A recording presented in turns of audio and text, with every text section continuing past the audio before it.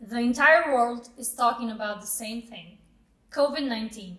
The virus has turned the world upside down in just a couple of weeks. COVID-19 is racing through populations. Keeping that in mind, we are bringing a low-cost mechanical ventilator that anyone will be able to afford, and it will be very functional. Most of the ventilators simply work on a fixed time, whose functionality in most cases is demonstrated to be the improper one. Even though they can be used in harsh circumstances, they can cause struggling to the patients, such as barotrauma, ARDS, and pneumonia. But what makes our ventilator different?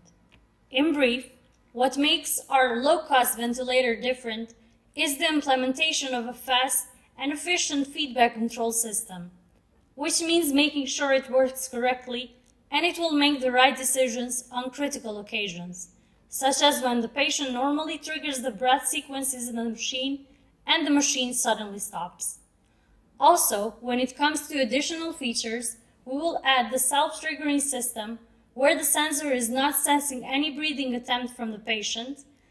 And another additional feature will be the alarm in case of malfunctions or the rapid increase-decrease of breath, so the responsible person monitoring the patient will be immediately notified to check the condition of the patient.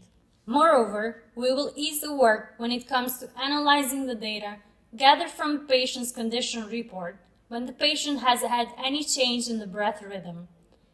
In the front side of the device is built the user interface, which gives control over the settings you need feedback control for running in pressure control ventilation, flow rate sensor, the pressure sensor, and sensing motor current.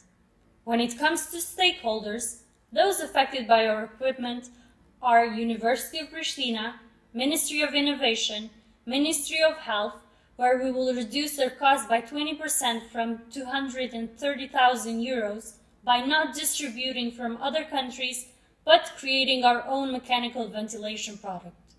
And the healthcare system, including the University Clinic of Kosovo, nurses and patients, for whom we have sought to create a manual, organize trainings and seminars for the use of the device, and a questionnaire to get feedback about the functionality of the equipment.